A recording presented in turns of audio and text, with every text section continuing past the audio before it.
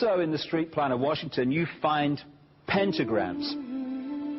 So here we have two pentagrams in the street plan of Washington. The top one points into the Capitol building, and the one at the bottom points into the White House. This is a political building, so we're told. In fact, it's a temple to a secret society, built by the Freemasons to a specific design, Congress, the Congress building.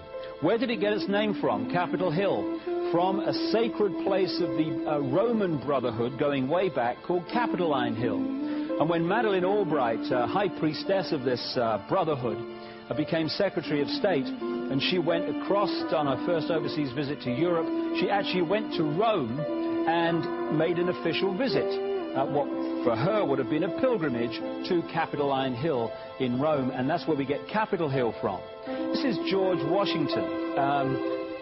In the last century, they decided they didn't have a decent statue of George, so instead of getting an American to produce one, they ordered it from Italy, from Florence. And when it arrived on the dockside, people were staggered, because here was George, the first president of the United States, depicted naked from the waist up with this cloth over his Bill Clinton's, and then pointing up one arm, pointing down the other. What's going on? Unless you realize where these people are coming from, it's inexplicable.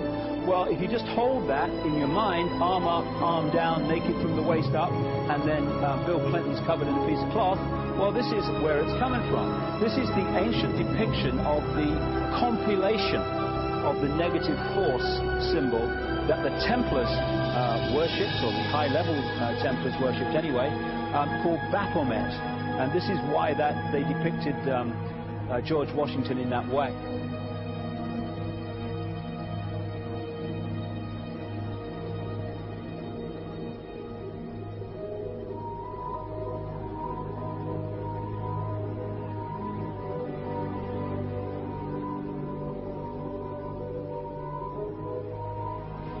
What has come to light is that it's now been, it is not so surprising for a lot of people that there are covens amongst the very educated class, architects, doctors, lawyers, priests, brokers, and the leisure class. These are people who have made pacts with the devil. That's right. It's really the best, the more accurate way of describing it would be that they have indulged themselves in the worship of the goat, of the prince, of the serpent, of Satan, of Lucifer, and they lead perfectly normal lives. They're jewel merchants. They travel. They're prominent in their own way, but they do have this indulgence. Father, here's a part of that I can never understand, that has never made sense to me, and that is, if somebody were to make a pact with the devil, then obviously the implication is if the devil is there to make a pact with them, to make a deal, to make their life, this short mortal life on earth, pleasurable, with money or women or travel, or more interesting, whatever it is they want. Yes. Then they are aware of the presence of the devil, and they are obviously aware then of the presence of God as well, and they nevertheless make a conscious, stupid, short-term, blind choice to take what they can get in this lifetime. And to embrace one, you must embrace the other. It's not like it's some wishy-washy person. I know you do.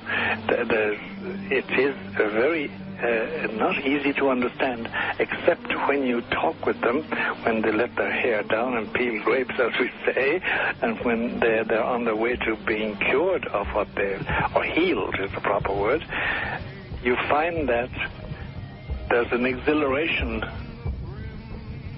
and a satisfaction which is both sensual and sexual and mental when they really indulge in Luciferian worship. There is a peculiar exhilaration.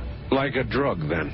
Yes, it's a peculiar exhilaration. And of course, the godly instincts in us all, the angelic in us all, because we all have something angelic and something godly, besides everything else, a lot of other negative things, that is quenched. And you find in them a horror of anything, what we call sacred and holy, or sacrosanct, or the idea of the sacred, of the awesome.